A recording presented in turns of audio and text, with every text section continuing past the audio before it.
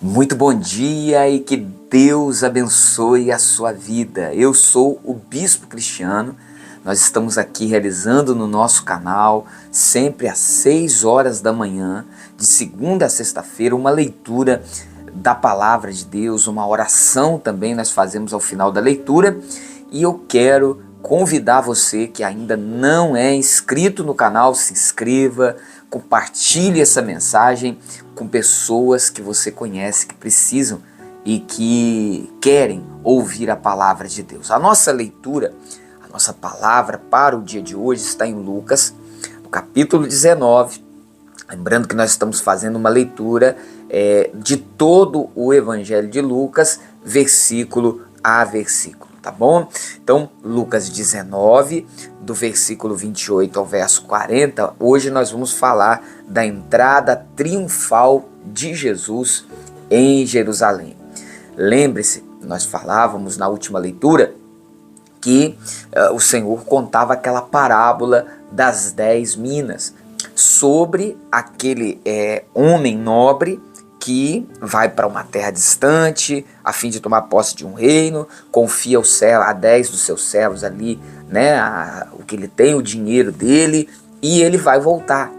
E nós falávamos que esse é o nosso Senhor Jesus, e o fato de Jesus ter falado essa parábola é porque a expectativa do povo judeu naquela época era de um Messias triunfante, um Messias que ia triunfar. Como eu posso dizer, a interpretação que eles tinham das escrituras daquela época, das escrituras, dos profetas, era do Messias triunfante. E realmente a Bíblia, a palavra de Deus, as escrituras sagradas os profetas falavam do Messias triunfante, em Daniel principalmente.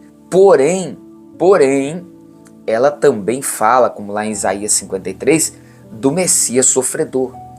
E essa parte eles não entendiam. Então criaram aquela expectativa de que aquele momento em que o povo judeu estava sob o domínio do Império Romano, que aquele momento seria o momento da manifestação do Messias triunfante, que reinaria. Então, você vai ver isso agora nessa entrada triunfal de Jesus. Jesus está no auge da sua popularidade. Então, Jesus vem com a parábola das 10 minas para dizer: ei, não é a hora. Eu vou me ausentar, agora vai ser a hora do sofredor, do Messias sofredor. Mas nós sabemos, como ele mesmo vai dizer ali na parábola das 10 minas que nós lemos ontem, que ele vai voltar. E aí sim nós vamos ver o Messias triunfante, e glória a Deus por isso, tá bom? Bom, então nós vamos aqui agora fazer a nossa leitura. Acompanhe aí conosco. E dito isto, prosseguia Jesus subindo para Jerusalém. Ora, aconteceu que ao aproximar-se de Betfagé e de Betânia, junto ao Monte das Oliveiras, enviou 2 de seus discípulos, dizendo-lhes: ide à aldeia fronteira, e ali, ao entrardes, achareis preso um jumentinho que jamais homem algum montou. Soltai-o e trazei-o. Se alguém vos perguntar: por que os soltais? Respondereis assim: porque o Senhor precisa dele. E indo os que foram mandados, acharam, segundo lhes dissera Jesus. Quando eles estavam soltando o jumentinho, seus donos lhes disseram: por que o soltais? Responderam: porque o Senhor precisa dele. Então o trouxeram e, pondo as suas vestes sobre ele, ajudaram Jesus a montar. Indo ele, estendiam no caminho as suas vestes. E quando se aproximava da descida do Monte das Oliveiras, toda a multidão dos discípulos passou, jubilosa. Você veja, a multidão dos discípulos, né? Então, olha só, a expectativa, como nós falamos, era por mais que Jesus já havia dito em outras ocasiões do seu sofrimento, da sua morte lá na cruz, Porém, havia essa expectativa. Então vamos lá, olha só. E quando se aproximava da descida do Monte das Oliveiras, toda a multidão dos discípulos passou jubilosa a louvar a Deus em alta voz por todos os milagres que tinham visto, dizendo: bendito é o Rei que vem em nome do Senhor. Paz no céu e glória nas maiores alturas. Ora, alguns dos fariseus lhe disseram em meio à multidão: Mestre, repreende os seus discípulos.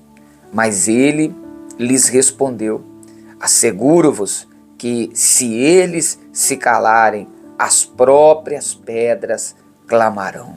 Glória a Deus.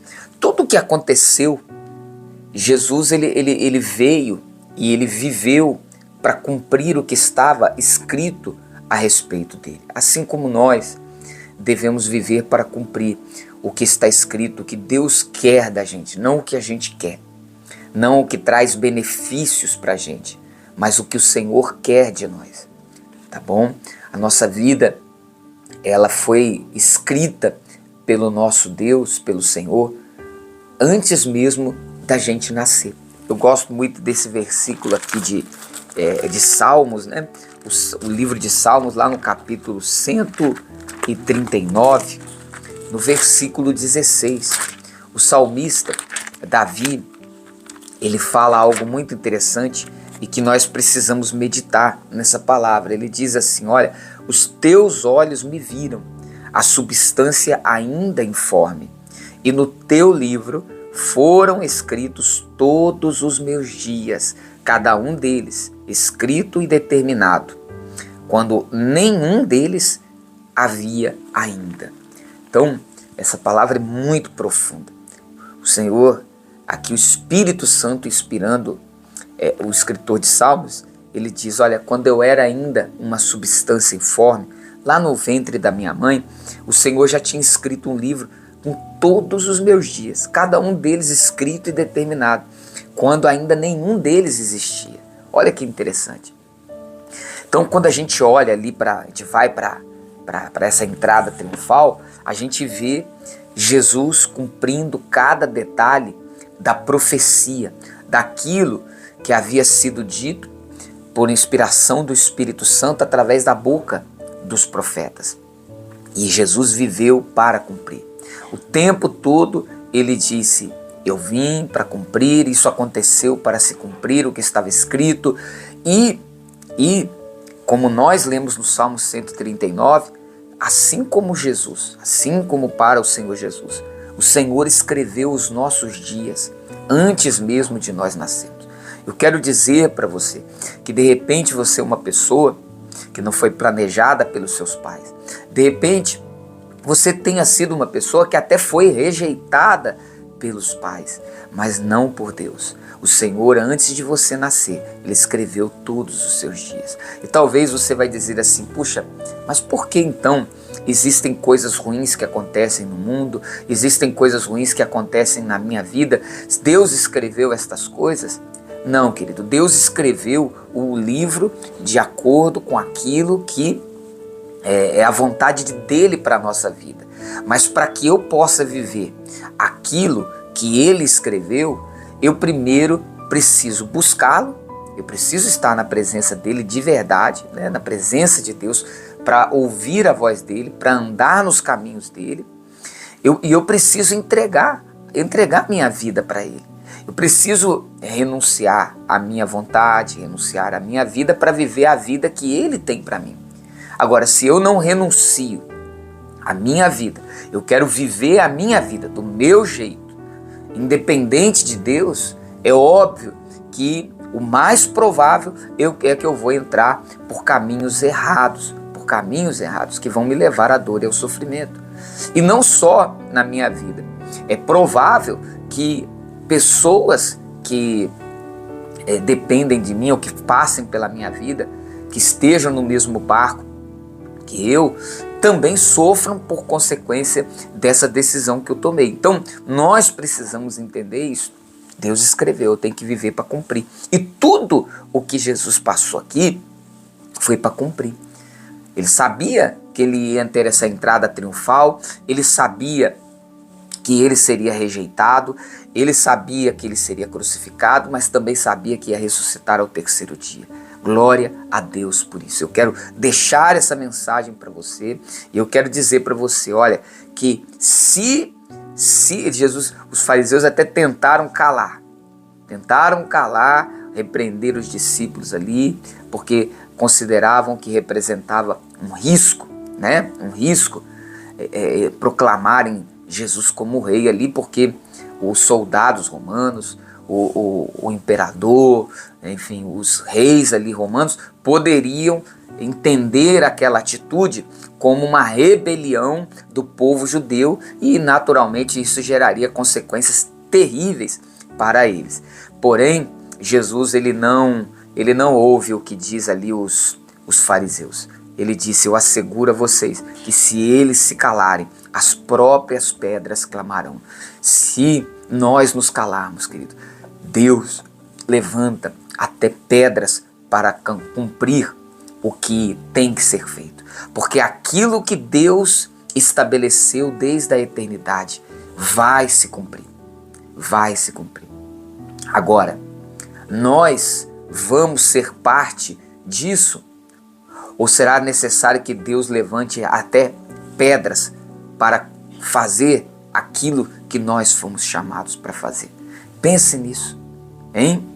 Vamos, no nosso coração, determinar: Senhor, não vai ser necessário que as pedras clamem, porque eu serei como foi João Batista. Eu serei uma voz, a voz do que clama no deserto. Lembra de João Batista? Quando perguntaram para ele: quem é você? Eu sou a voz do que clama. Sabe quem temos que ser nós? A voz daquele que clama. Seja a voz dele nesse mundo. Seja a voz daquele que clama. Que nós possamos ser a voz do que clama.